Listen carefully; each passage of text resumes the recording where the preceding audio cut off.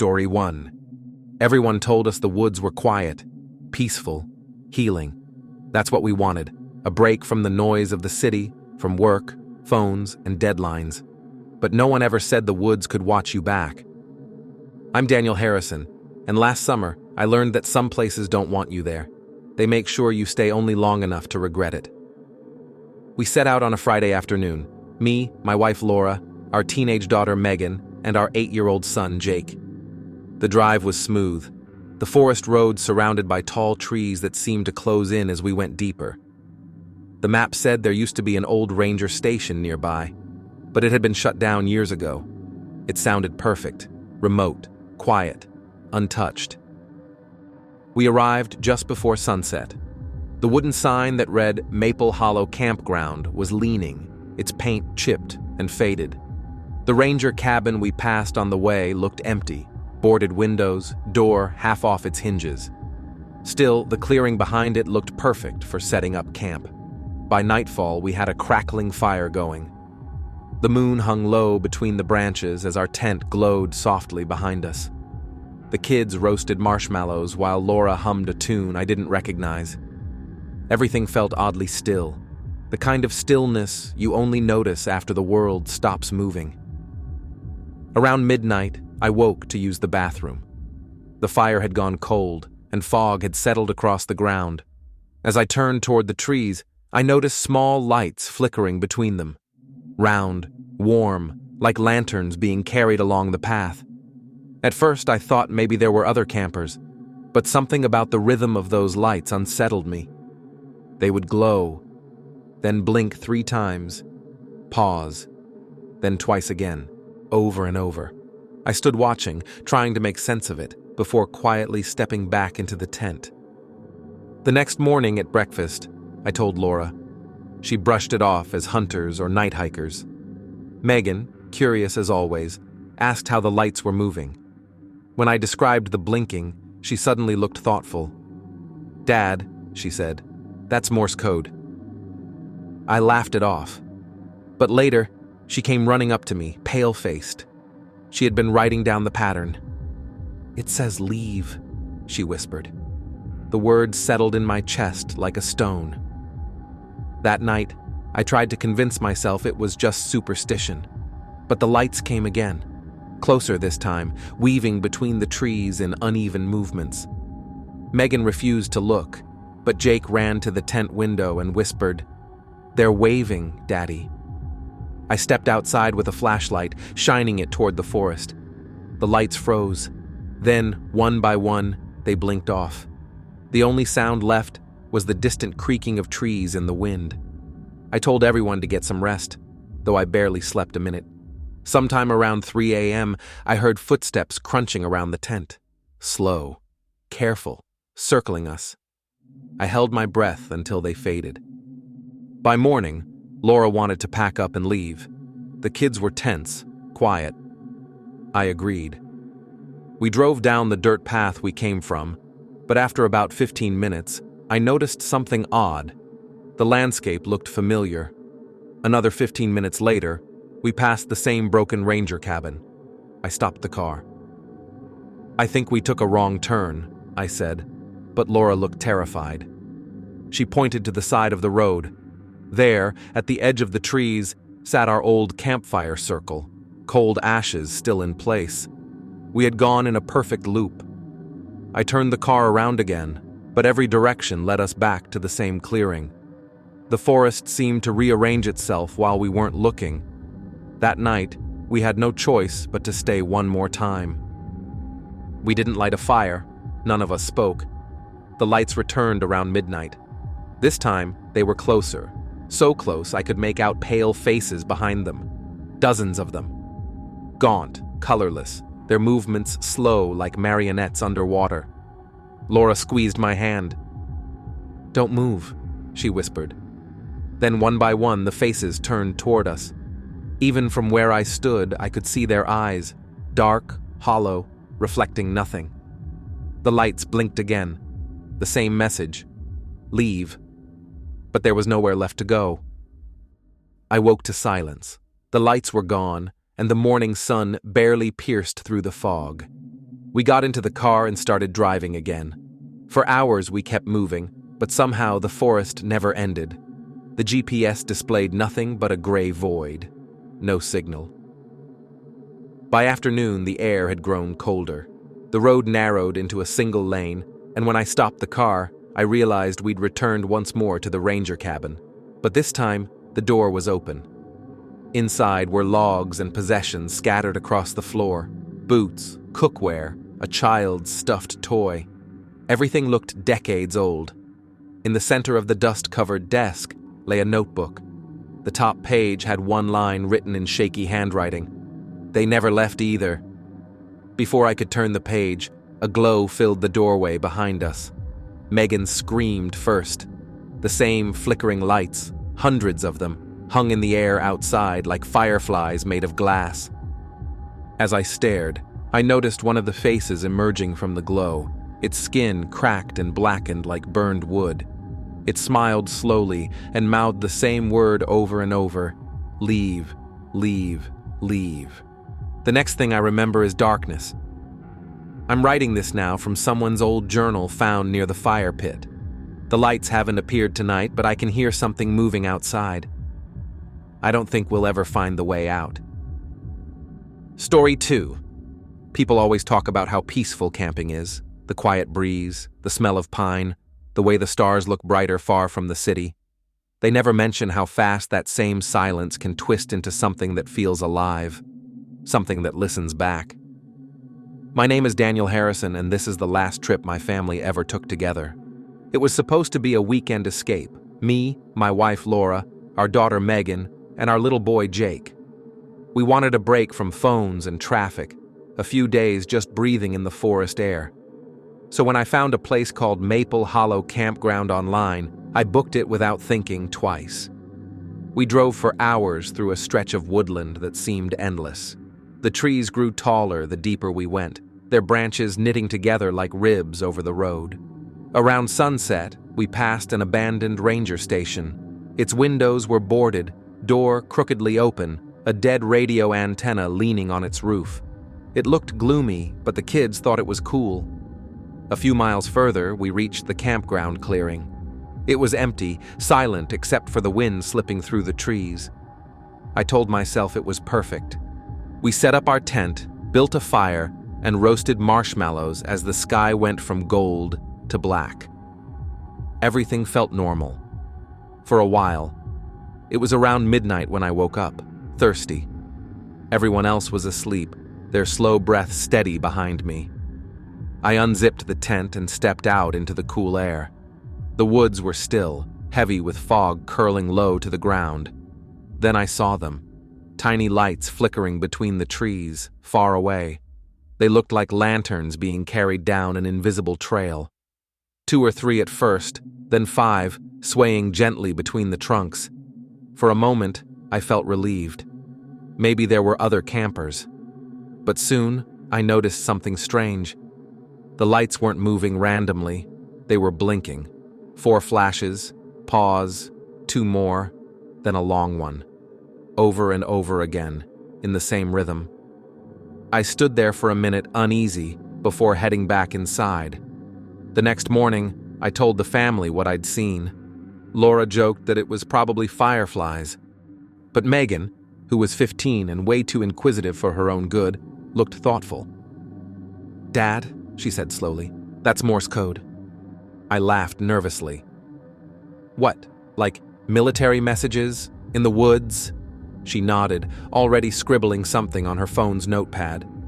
"If it's what you said, it means L-E..." She stopped, eyes widening a little. "Leave." She smiled awkwardly, trying to play it off as coincidence, but she didn't look convinced. Neither was I. That evening, we agreed to leave first thing in the morning. But night fell faster than expected, bringing a chill with it. The forest looked darker than before, denser. When I checked my watch, it was just past midnight again. Then I saw the lights return. This time, there were more. A dozen, maybe, flickering closer than before, weaving between trunks as if floating on thin air. Their glow was pale, yellowish white, and I felt my skin prickle under the cold light. "Dad?" Megan whispered from behind me. She had been watching through the tent window. "They're spelling it again." The word flickered across the darkness. Leave. Jake, our youngest, peeked out and whispered, "There are people out there." I turned my flashlight toward the trees. For a second, I thought I saw movement, faces half hidden between the branches, pale, thin, and still. When I stepped forward, they vanished. The lights went out too, all at once, like a switch had been flipped. That was the moment we decided to go. I packed the tent in record time, and we piled into the car. The headlights cut through the fog as I found the dirt road leading out. For 10 minutes, everything seemed fine, until I froze. Ahead of us, through the mist, I could see the same ranger station we'd passed when we arrived. We had looped back. I drove faster, heart pounding, eyes fixed on the road. 20 minutes later, same thing. The abandoned cabin, the same crooked door, our own tire marks on the dirt. Megan burst into tears. Laura was pale, whispering prayers. Jake asked if the forest was broken. We tried again. Different turns, different paths, even driving through unmarked trails. Every single route led back to the same place, the camp clearing, our fire pit still glowing faintly. At some point, the engine died for no reason. The silence that followed was worse than any sound. It pressed against us. We stayed inside the car through the night. Around 2 a.m, the lights returned. Not far off this time, but right at the edge of the clearing. They drifted closer, slow and deliberate, revealing the figures behind them. There were faces, at least 20. Men, women, some with torn clothes, some barely human-looking. Their eyes were black pits reflecting the lantern glow. They didn't move, didn't breathe. One of them raised a hand and pointed straight at us. The others joined in, hundreds of ghostly fingers trembling as the lights blinked faster. The message pulsed on the trees, too bright to ignore.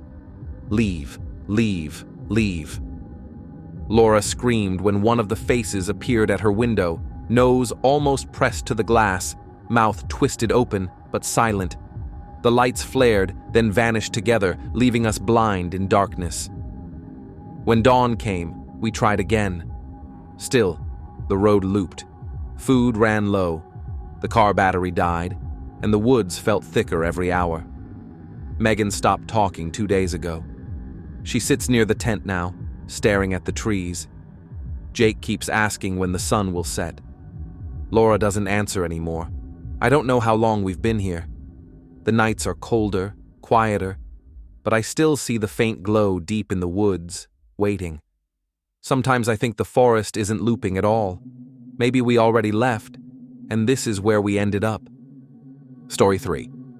People say silence in nature is peaceful, but sometimes silence is only the sound of something waiting for you to notice it. I learned that the hard way on a family road trip that should have ended anywhere but Everpine Campground. It was late July when my dad decided we'd escape the city for the weekend. Just me, my younger brother Noah, and our parents. He wanted one of those bonding trips you see in old family movies. Campfire stories, s'mores, the smell of pine. I wasn't excited, but Mom was, so I didn't argue. We drove north for hours, down long rural roads that grew narrower, bumpier, darker. Eventually, the GPS lost signal, and we were left with nothing but a printed map and Dad's stubborn confidence. Then we saw the wooden sign, its paint cracked and faded. Everpine Campground, 7 miles.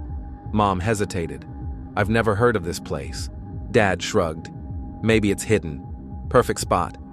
So we took the dirt road, bumping along through a tunnel of trees that blocked out most of the afternoon light. About halfway down, we passed another sign, bent, half buried in dirt. It read, "Closed since 1983. Dad laughed it off. Probably just outdated. He always said things like that when he didn't want to turn around. When we finally reached the campground, I felt an odd chill. The air smelled funny, like wet copper and wood rot. The site was empty. Just abandoned fire pits, a few rusted benches, and a small ranger shack with broken windows. The wood on the shack was gray with age, the door hanging crookedly off its hinges. "Looks fine," Dad said too quickly. We pitched our tent beside an old stone fire ring. The ground was soft, covered in years of fallen needles. The sun dipped low behind the trees, washing the forest in orange light. For a while, it felt almost normal. We grilled hot dogs, told dumb stories, and tried to ignore the fact that there wasn't another camper for miles. When night came, the woods turned pitch black. No distant sound of traffic or crickets, just silence. Thick, heavy silence. I fell asleep around 11. Then something woke me up. At first, I thought it was the wind, slow rustling outside the tent. Then I realized it was footsteps. They moved in a slow, steady circle around us, crunching leaves, branches snapping under careful, deliberate weight. I nudged Dad, whispering, "Someone's outside." He listened for a moment. The footsteps stopped. "Probably an animal," he said, trying to sound calm, but I heard the uncertainty in his voice. We waited. No sound. After a few minutes, he drifted back to sleep. I didn't. An hour later, the steps came again. Closer this time, like someone testing how near they could get before we noticed. I held my breath, my heart hammering. Noah was still asleep beside me. The sound moved in perfect circles, never rushing, never stumbling, just circling. All night, the pattern repeated. Every hour, the crunching got nearer. By dawn, I couldn't take it anymore.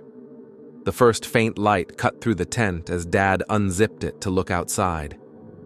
He froze. "Don't come out," he whispered to Mom. Of course I did. The ground around our tent was covered in footprints, hundreds of them. Old boot prints, small and large, overlapping in thick, deliberate spirals that wrapped around our campsite like rings in a tree trunk.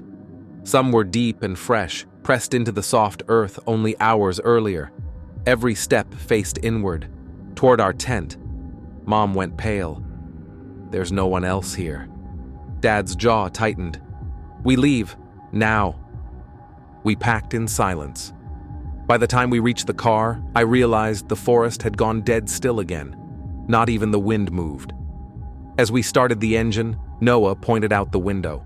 Behind the ranger shack in the distance stood a tree marked with dozens of boot prints pressed into its bark like people had climbed or kicked it repeatedly. "Let's go," Mom said sharply. The dirt road out felt longer going back. Every turn looked the same. Twice we swore we passed the same rotting stump. But when Dad sped up, the tires began to slip. The car fishtailed slightly, and that's when we saw them. More footprints. Thousands of them stretched out across the dirt road, leading straight into the woods on both sides. Each one pointed toward the road, as if something had been walking out of the forest. We didn't stop again until we hit paved road and sunlight broke through the windshield. No one said a word for hours. When we finally found a gas station, Dad told the clerk we'd come from Everpine. The man's face changed instantly. "Everpine?" he asked quietly. "That place has been closed since the 80s. They pulled out the last ranger after people kept going missing.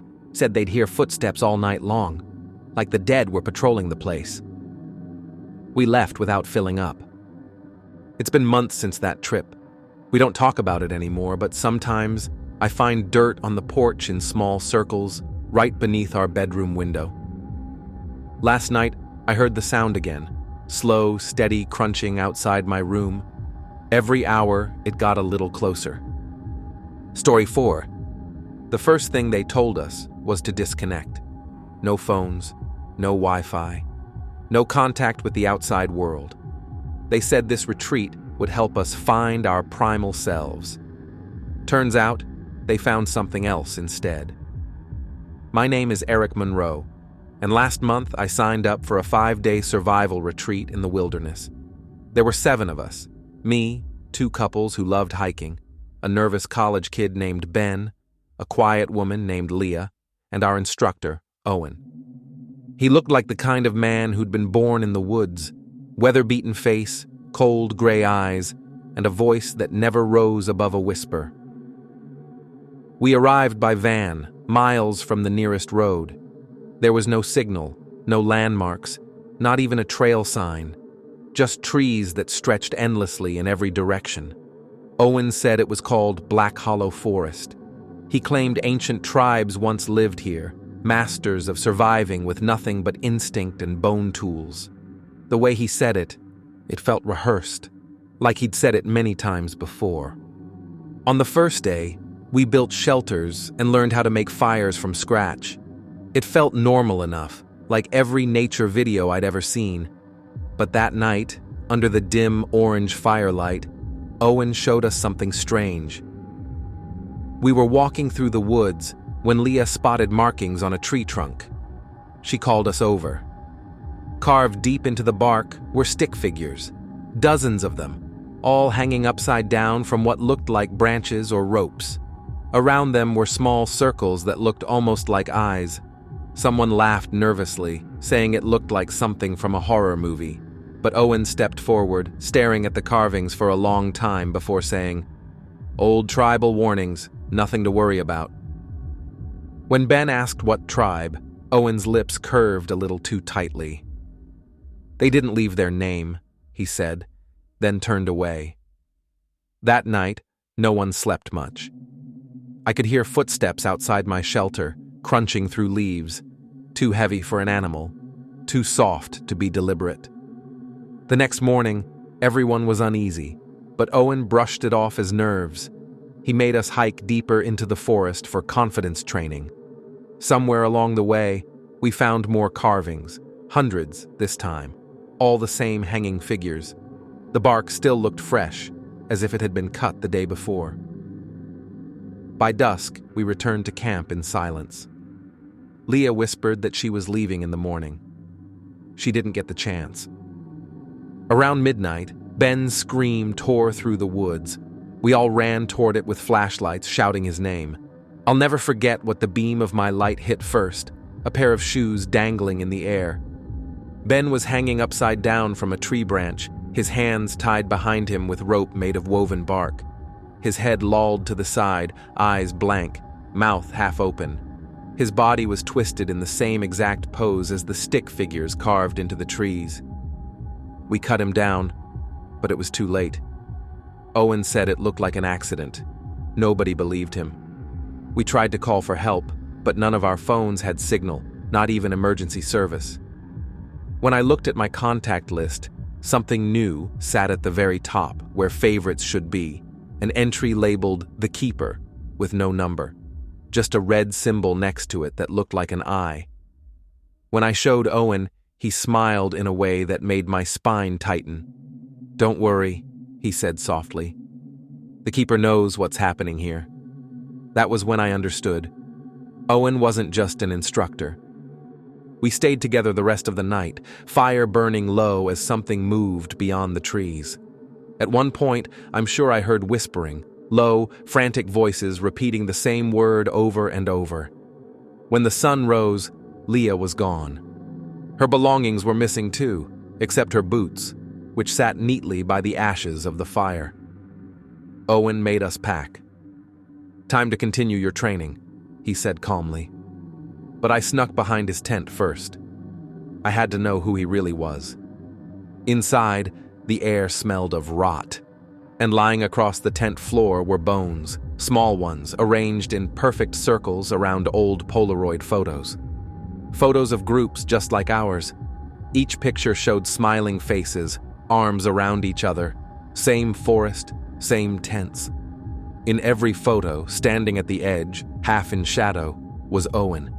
I flipped to the back of one frame. Scrawled in jagged handwriting were the words, "The Keeper always chooses."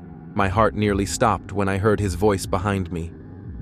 "Curiosity can ruin the final lesson," he said quietly. I ran. I didn't look back, not even when I heard the others screaming. I followed the river until my legs gave out.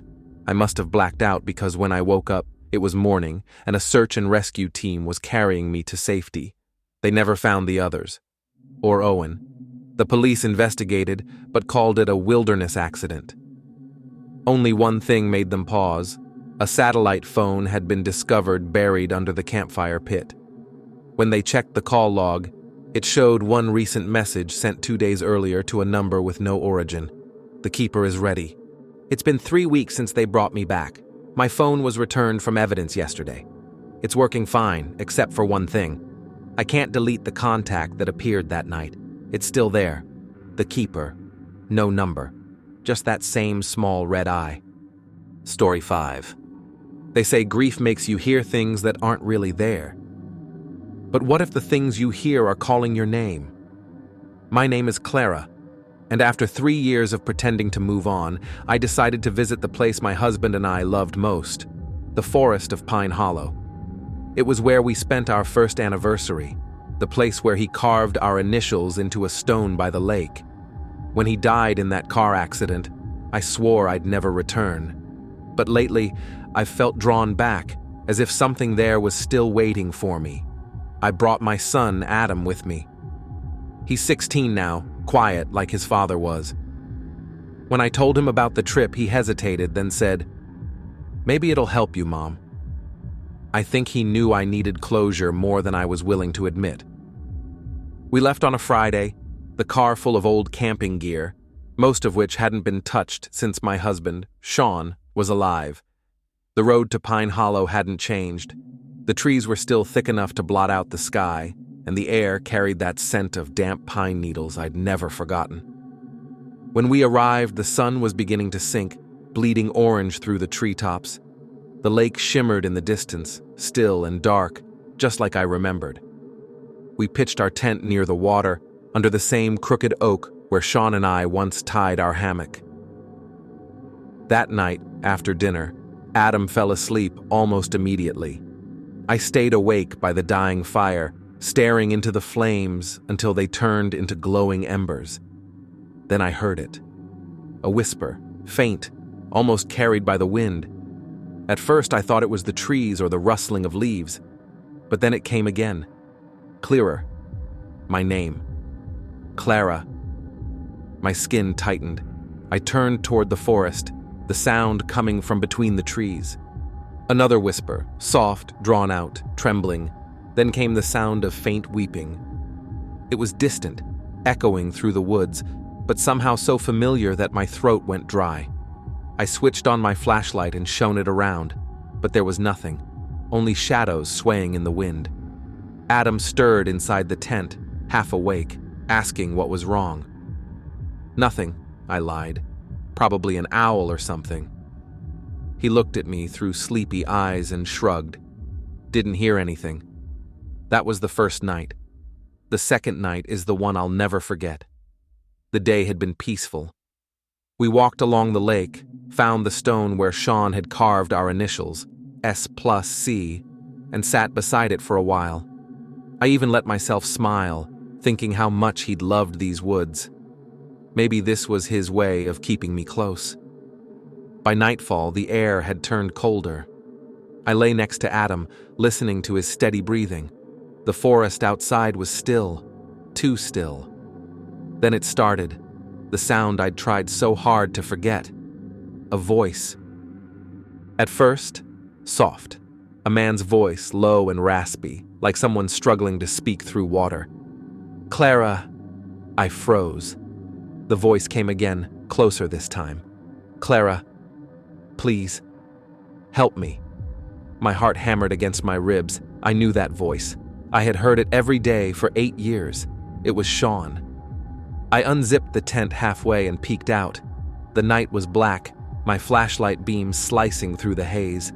The trees stood tall and still, their trunks ghostly white in the moonlight. "Sean?" I whispered.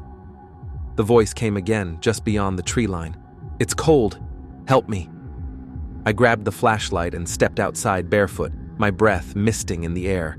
The sound guided me forward, fading in and out like someone lost between echoes. I called his name, but only the whisper answered. When I turned back toward the tent, I froze. The front flap was open, swinging gently. Inside, Adam was still there, sleeping, face turned toward me, I let out a shaky laugh, feeling foolish, and zipped the tent shut again. Maybe my mind was playing tricks on me after all.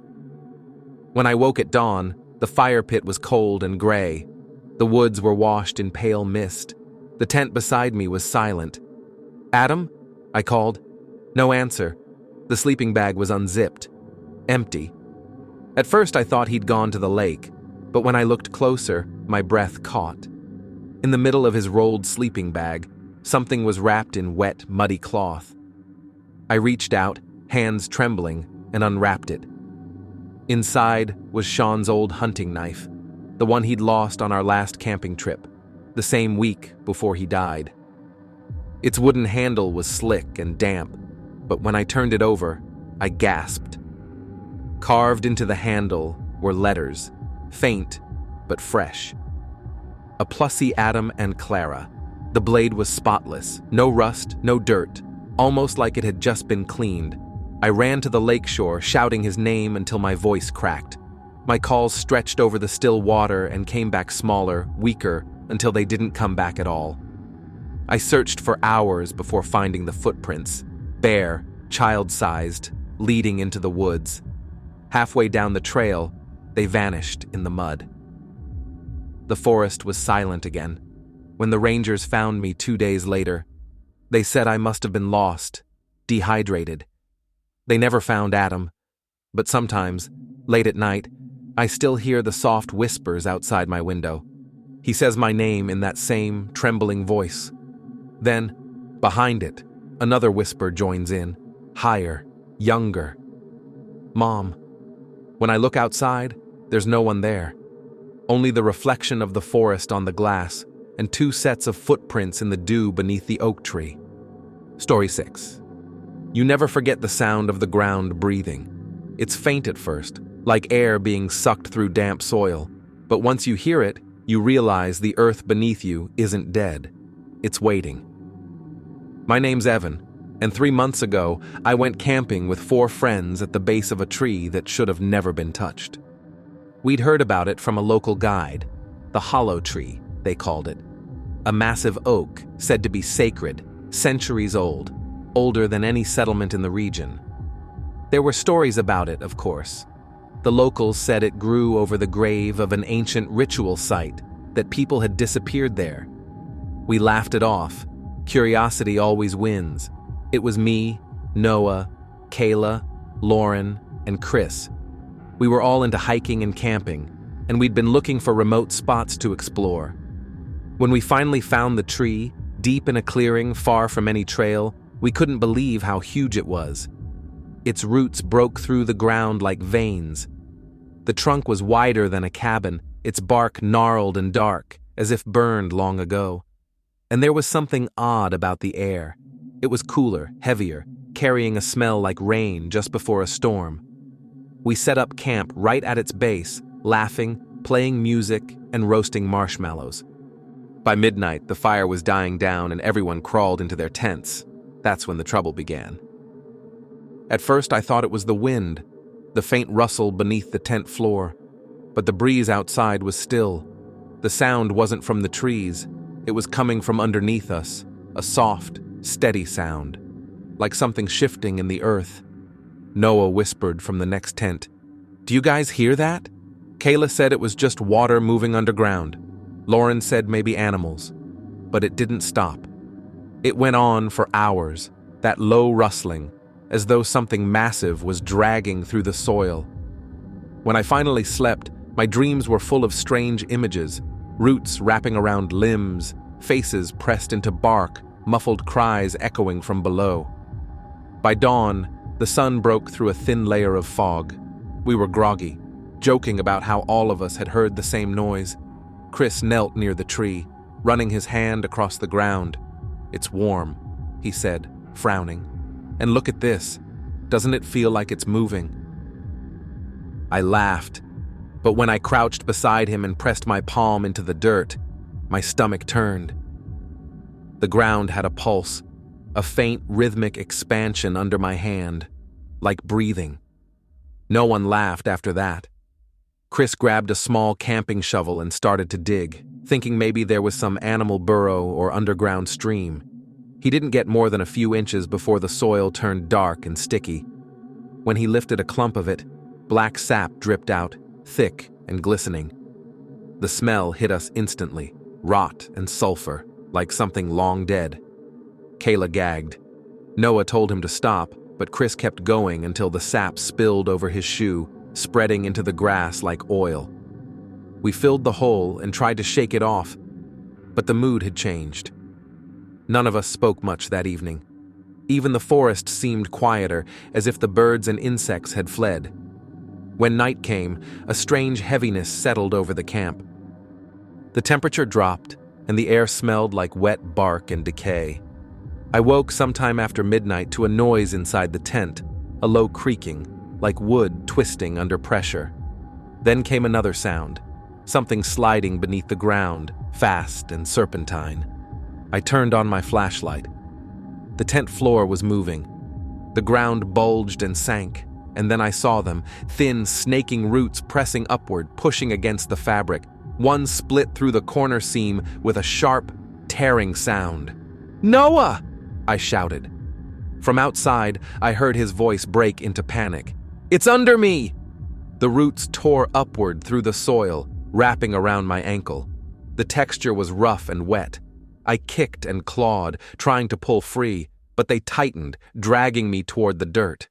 Screams filled the clearing. Lauren's tent collapsed, Kayla's flashlight beam spinning wildly. The roots spread like veins across the campsite, breaking through the soil in every direction. I remember the sound of Chris yelling, the wood snapping, the earth opening. Then chaos. I grabbed my knife and slashed at the root around my leg. It oozed black sap, warm, foul-smelling, almost like blood. I stumbled out and ran toward the car, barefoot, mud flying behind me. The screaming stopped all at once. When I reached the dirt road, silence swallowed the forest. I called for help from a ranger station miles away. It took them all morning to drive back with a rescue team. When we finally returned to the clearing, the campsite was gone. In its place was a mound of twisted roots and soil. The tents, the gear, my friends, everything had been pulled under. Only a piece of red fabric fluttered near the edge of the clearing. Lauren's backpack strap, half buried. The earth around it was wet, shiny, and black. The rangers said the ground must have collapsed into an old root system or sinkhole. They refused to dig further because the soil was unstable. One of them leaned close to me and whispered, "Best forget this place, kid. Some woods don't stay sleeping." But I can't forget. Not after what I saw when I looked back one last time. The tree had grown larger.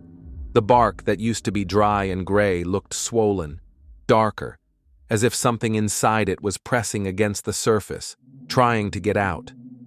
In one thick knot halfway up the trunk, I swear I saw something new, faint but clear, a pattern shaped like a human hand, pushing from the inside. That night, I couldn't sleep. The forest's silence still rings in my ears, but sometimes if I press my ear to the ground, I can hear it again, that faint rhythm, the earth breathing, closer each time. For more stories like this, share and subscribe Goofy Horror.